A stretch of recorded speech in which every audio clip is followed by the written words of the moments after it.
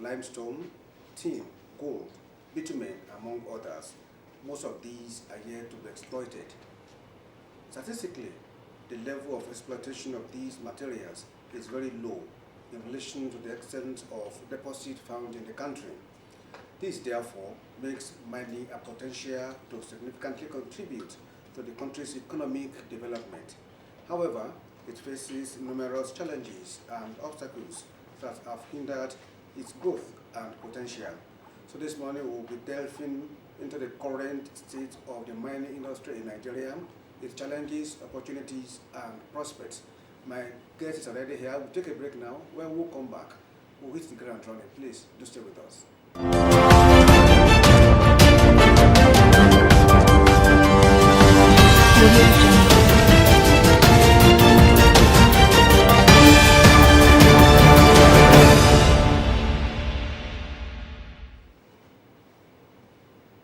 Welcome back. This morning we're taking a look at how we can actually unlock the potentials in mining industry, and to do justice with me today I have Professor Muhyiddin Alade Saliu, Head of Department Mining Engineering in FUTA here in Akure, and also a corporate member of Nigerian Society of Mining Engineers and corporate member of International Society of Applied Explosive Engineers, also a member of COREN.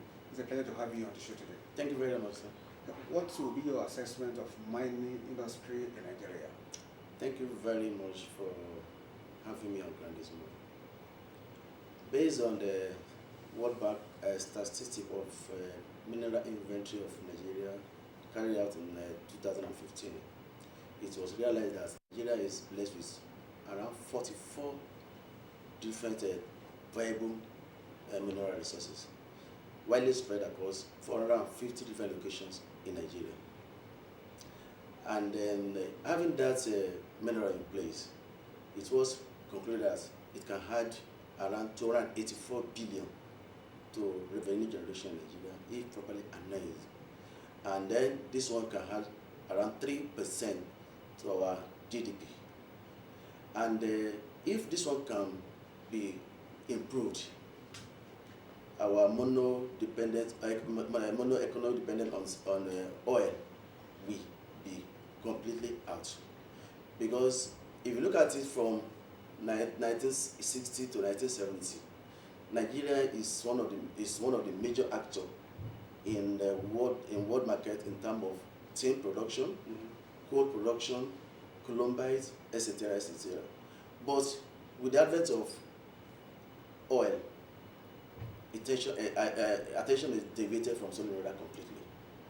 So the agric as well as the mining that had added a lot to our GDP were completely neglected because of the cheap money we are getting from the crude oil.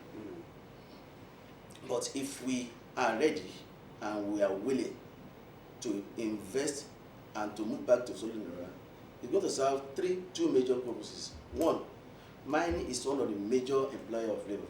Okay. We can recall when Enugu coal mine was working very well. The people that are working there, they are many. And throughout the world, if you are talking in terms of employment, mining sector is still the major employer of labor. Then number two, it's, like I said earlier, the money from solid mineral will definitely supersede what we are getting from the crude oil. Then thirdly, the issue of our insecurity will be seriously addressed because, like we always believe, they will find work for an idle hand. If mining sector can be well developed, these three aspects will be fully taken care of, and Nigeria will move to industrial nation. Why is it that the private sector or the private individuals are also running away from putting their money into this sector? Would you say it is because it is capital intensive? Thank you very much.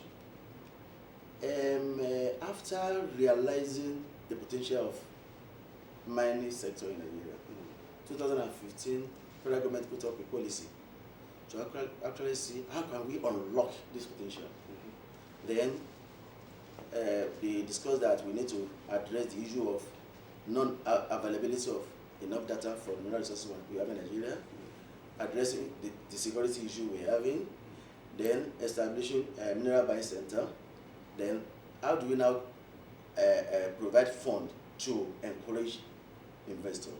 To have a mining company is not an easy task.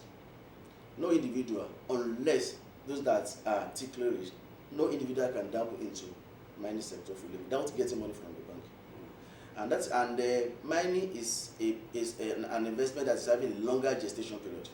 And with the banking system in Nigeria, the longer your gestation period, the more the risk that the investment is prone to, and then the less the tendency of you getting the loan from the bank. Because they do not want to invest on any investment that will take longer for them to recoup their money. And that is why it's always very difficult for people to have access to bank loan to finance. For example, a typical quarry in Nigeria now, that is a standard quarry, you need not less than 3 billion naira to start it. And for bank to finance such a project is always a very big problem for them.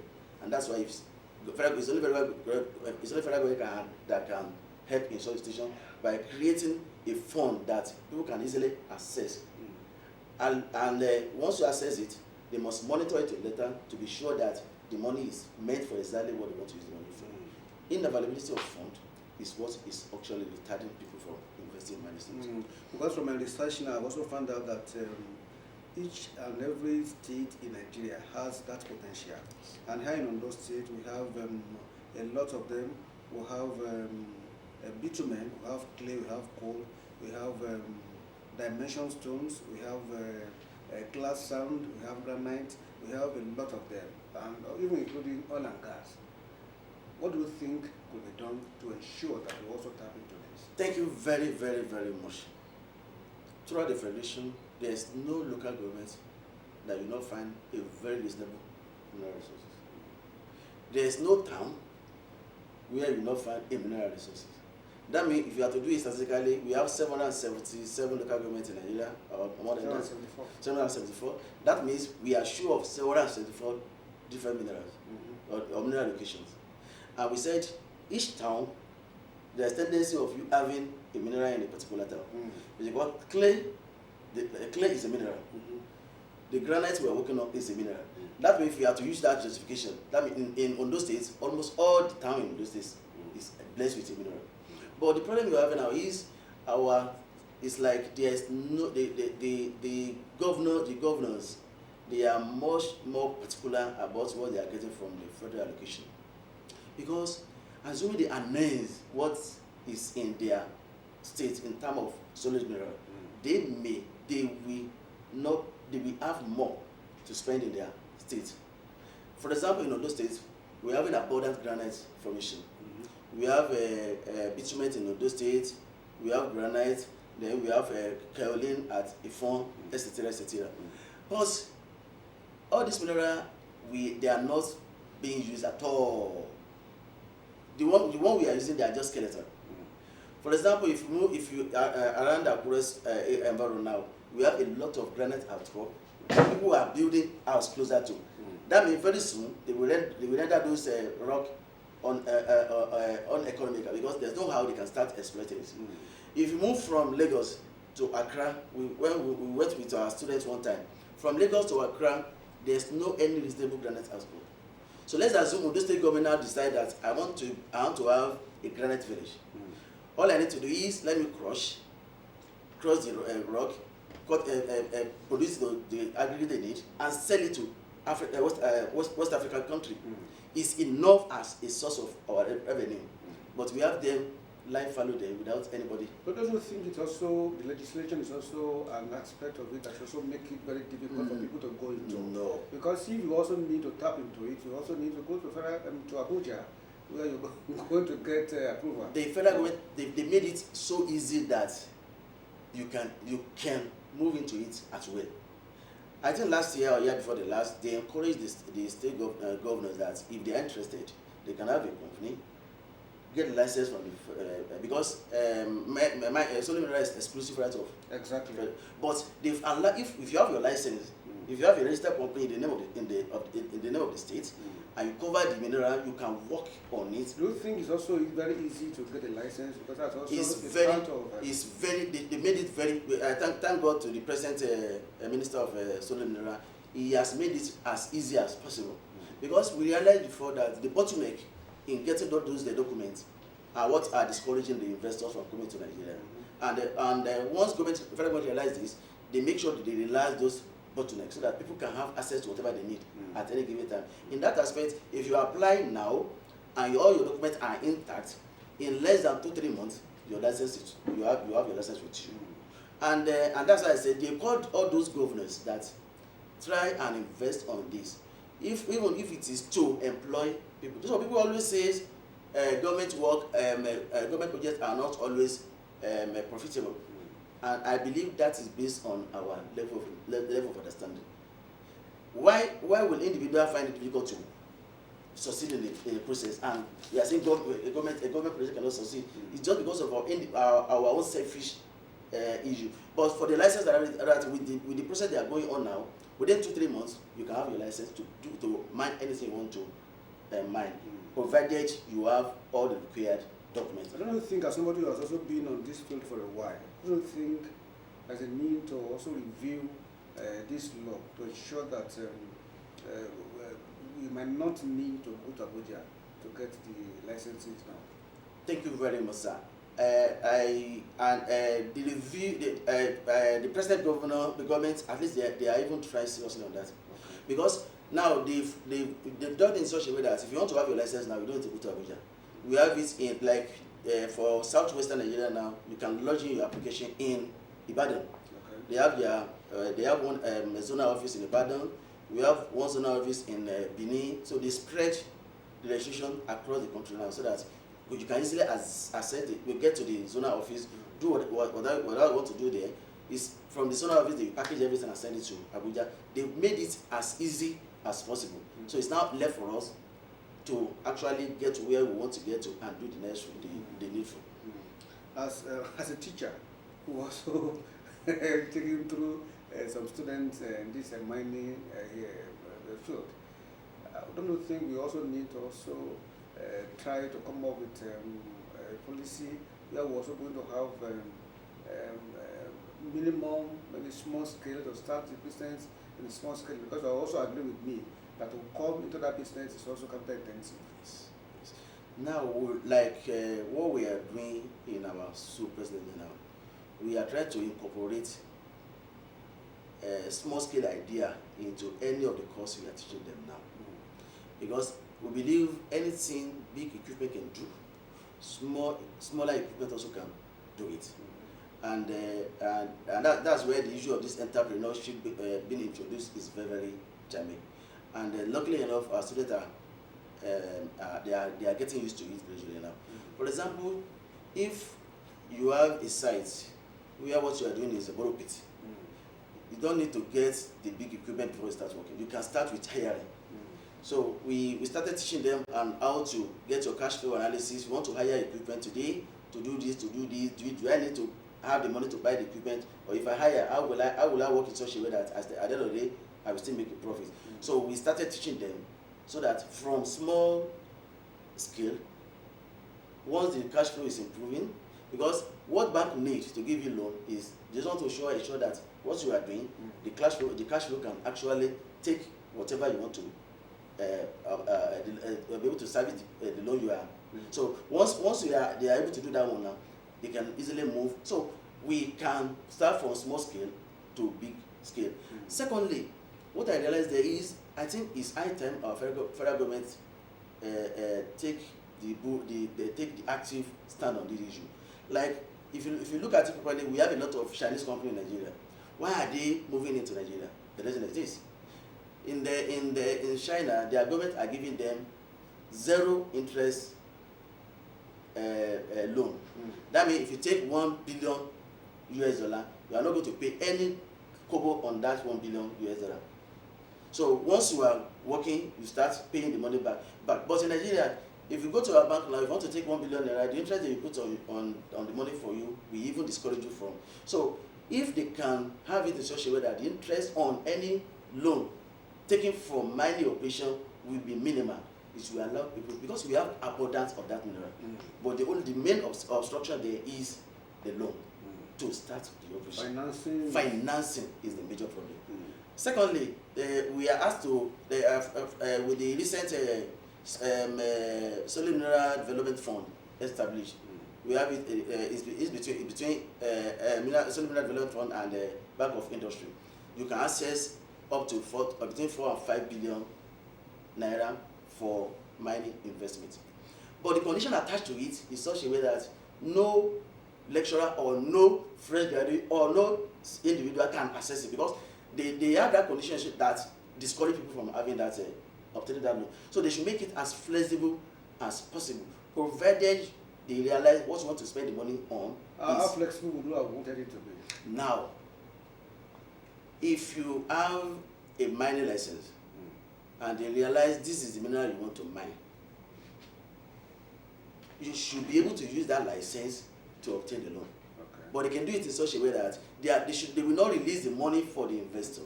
If I want to buy equipment A, it is the bank that will buy the equipment and make sure the money is used for that equipment. If they want to buy a crushing plant, it is the bank that will buy the crushing plant for them. They should not release the money for them, but they should give them flexible access to the money. So, and that's why I said flexibility is a jamming on that investment. Another challenge that we also have, especially in Nigeria, is the issue of illegal mining. The miners are also professionals, but are doing it illegally. So, don't you see this as a challenge? We are no more calling them illegal miners. We call them artisanal and small scale miners. Okay. Because if you call them illegal, that means you are trying to discourage them from their what is giving them their daily.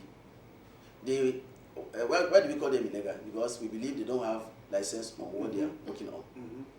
But the reason why majority of them don't have that license is they find it difficult obtaining license on that area.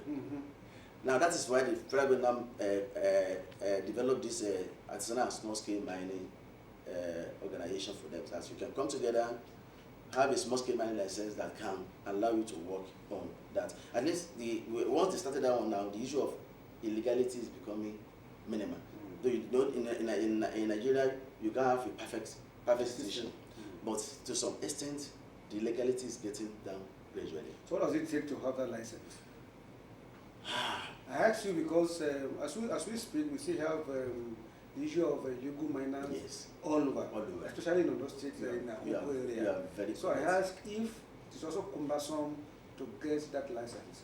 Before, because we have review in the payment, the license payment in my cadastral, that people are contesting seriously now.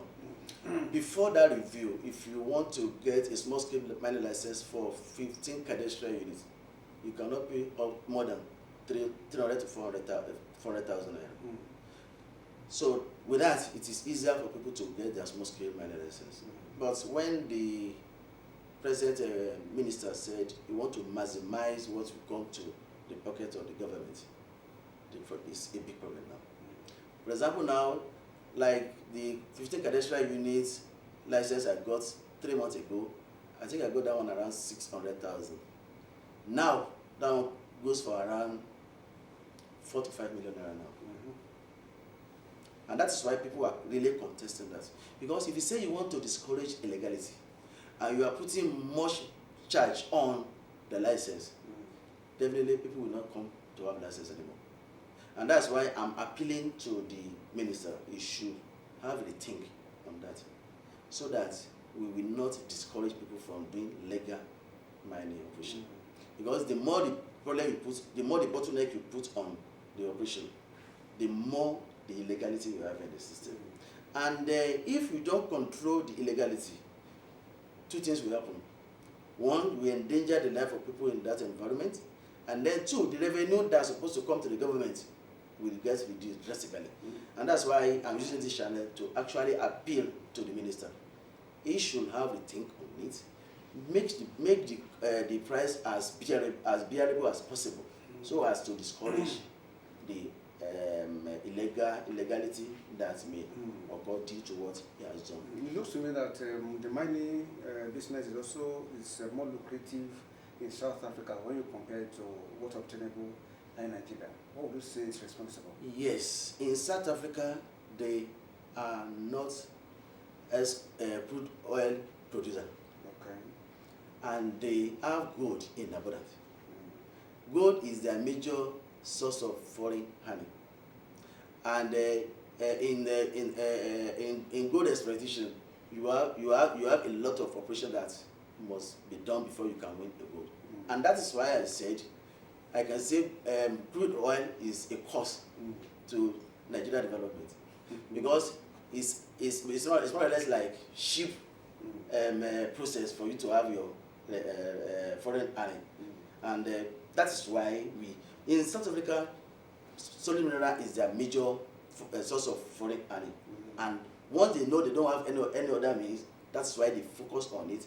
And if you are a lecturer in their university over there, they have a collaboration between their industry and the institution. Okay. They do a lot of research work to ensure that the process is continuous.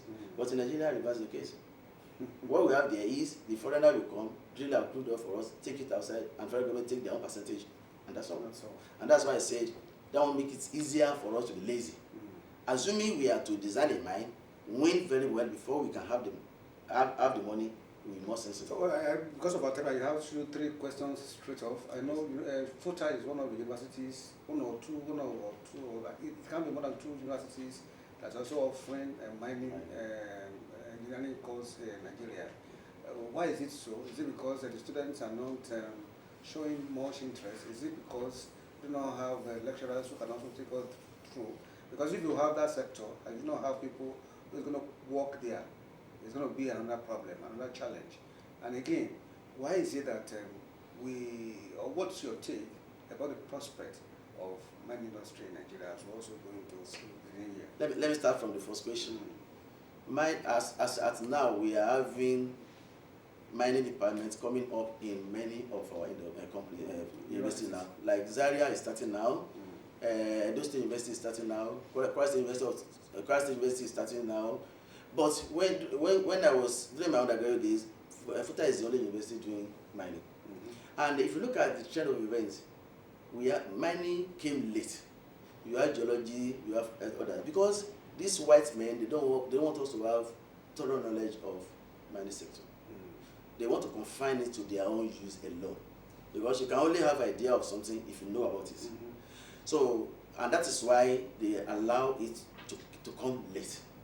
But luckily enough, with the way things are going on, coming up now, many of the schools are trying to have mining industry. Then the future of mining in Nigeria. Presently, we've not started any major mining activities in Nigeria. What we call mining, the mining of limestone for cement production, mining of granite for agri production, the mining of dolomite for feed production. You can see those are the 3 major minerals we are mining heavily. But others, we left them unattended to. We have the purest bitumen in Nigeria, the 3rd largest deposit in the whole world. We have it there, nothing is underneath. The future is there if the government are committed. That's why I say the government are, both the federal and the state.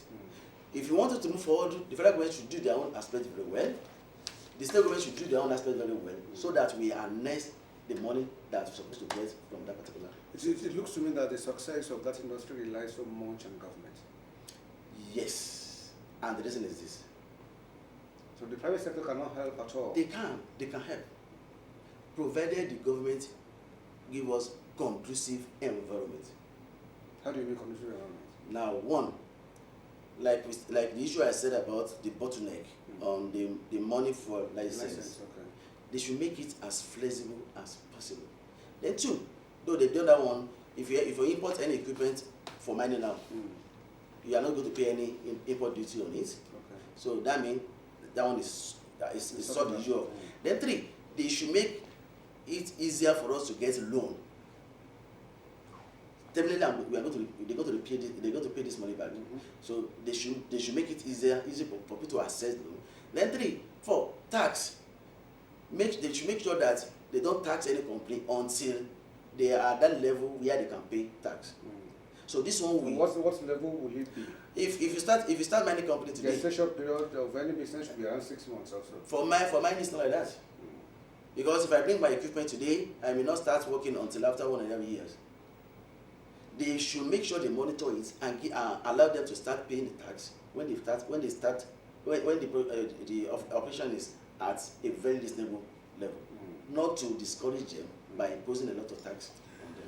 The last 25 minutes thereabout, I'll be speaking with Professor Muhyiddin Alade Saliu, Head of Department Mining Engineering in Futa, also a corporate member of Nigeria Society of Mining Engineers, corporate member of International Society of Applied Explosive Engineers, and also a member of Koren. I want to thank you so much for sharing your thoughts with us on the show today. Thank you very much. It's a pleasure having you. Thank you very much, sir. Asafa is going to be on the show today. Join us on Wednesday for another one. Kunle Arroyo is my name. Good morning.